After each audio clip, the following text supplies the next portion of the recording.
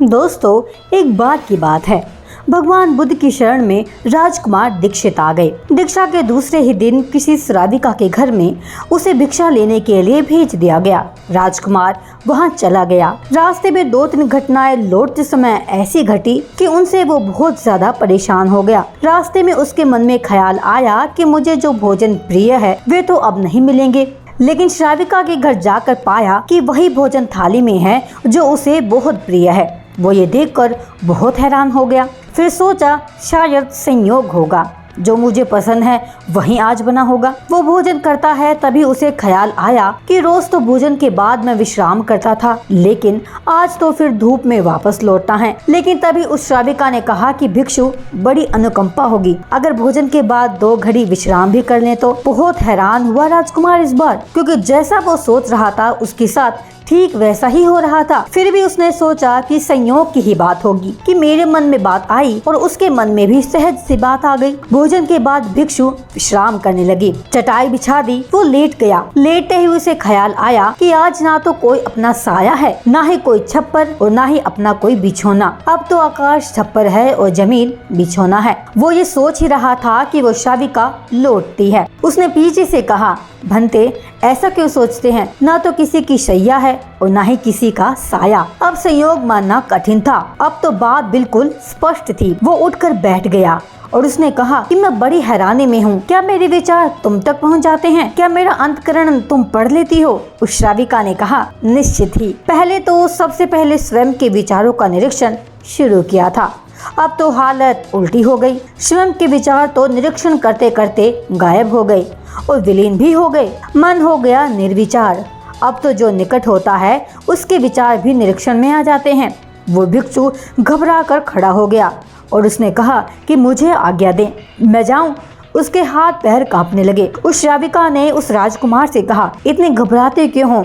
इसमें घबराने की क्या बात है? लेकिन भिक्षु फिर रुका नहीं। वो वापस लौटा। उसने बुद्ध से कहा, क्षमा करें, उस द्वार पर मैं दोबारा भिक्षा मांगने नहीं चाहूँगा। बुद्ध ने कहा, क्यों? कोई गलती हुई? क्या कोई भूल हो गई? उस भिक्षु ने कहा, भगवान, ना तो कोई भूल हुई है ना ही कोई गलती।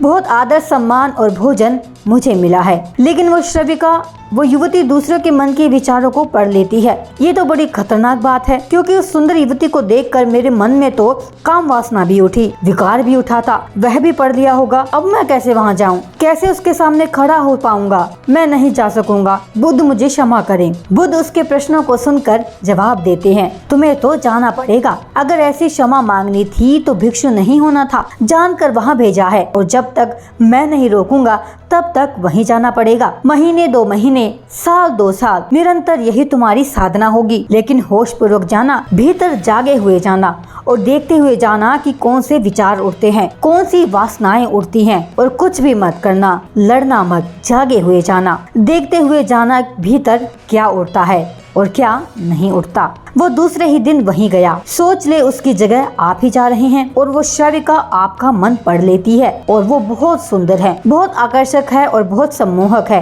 और वो मन पढ़ लेती है आपका। हाँ, मन भी पढ़ती होती, या आपको पता न होता तो फिर मन में कुछ भी करते। आज क्या करेंगे? आज आप ही जा रहे हैं उसकी जगह भिक्षा मांगने। रास्ते पर आप हैं, पर भिक्षु बहुत खतरे में है। अपने मन को देख रहा है, जागा हुआ है। आज पहली दफा जिंदगी में जागा हुआ चल रहा है। वह भोजन करने के लिए बैठा। उसने भोजन भी किया। वह उठा और वापस लौट गया।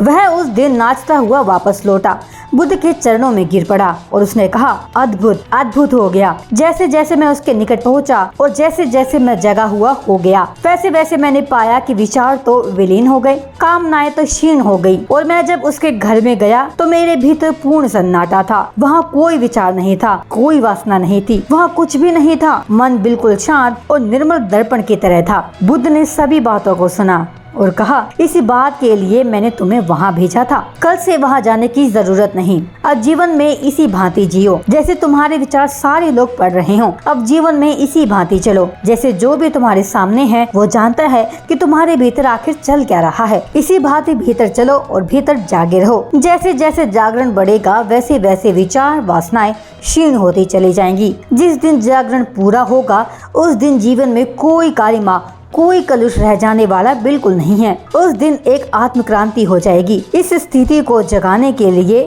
हमें अपने मन को जगाना पड़ेगा। तो दोस्तों, गौतम बुद्ध की ये कहानी आपको कैसी लगी, जिसमें गौतम बुद्ध ने राजकुमार का परीक्षण किया? कमेंट बॉक्स में कमेंट करके हमें जरूर बताएं।